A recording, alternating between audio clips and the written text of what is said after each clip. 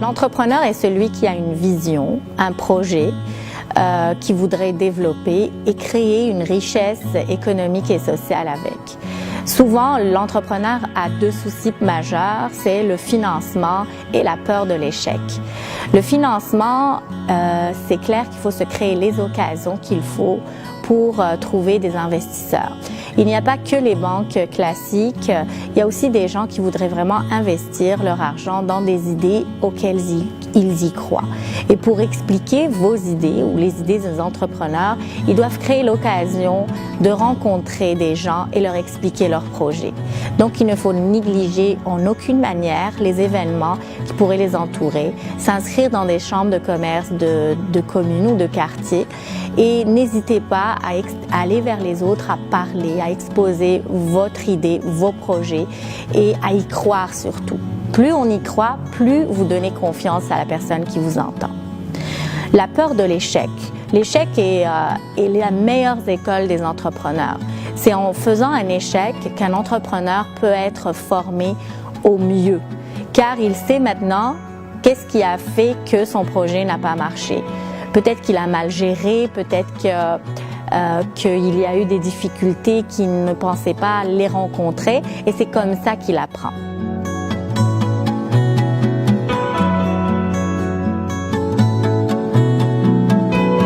Les questions que pourrait aider un avocat, un futur entrepreneur, toucherait à pas mal de points dans son projet. Alors on peut l'aider à négocier ses contrats, même ses baux commerciaux.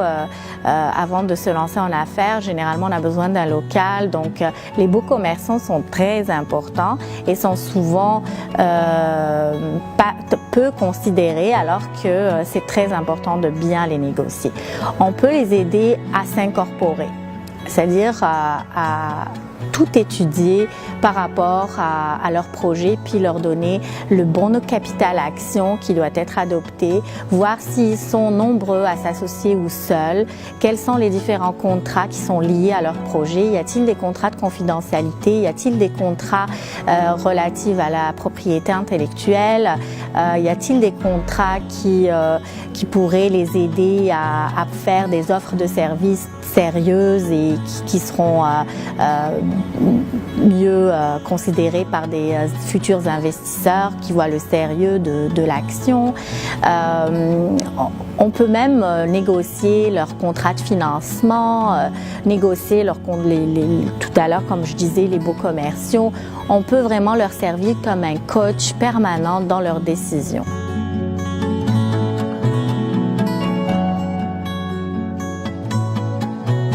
Pendant ou avant de se lancer en affaires, l'entrepreneur doit vérifier l'action qu'il fait, a-t-elle besoin d'un permis spécial des autorités, a-t-elle besoin d'une assurance, pour éviter justement une perte inattendue.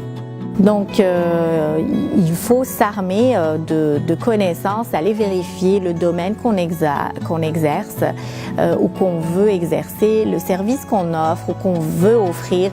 Est-ce qu'il est entouré d'une balise légale qu'il va falloir qu'on respecte ou qu'il va falloir qu'on obtienne un permis pour la passer ou la surpasser?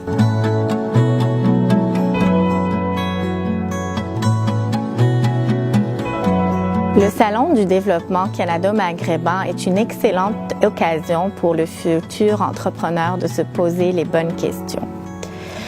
À savoir, qu'est-ce qu'un entrepreneur? Qu'est-ce qu'un bon entrepreneur? La réponse à cela n'est pas fixe. Il n'y a pas le mauvais ou le bon entrepreneur. L'essentiel, c'est vraiment apprendre à entreprendre et à se faire confiance dans ses idées.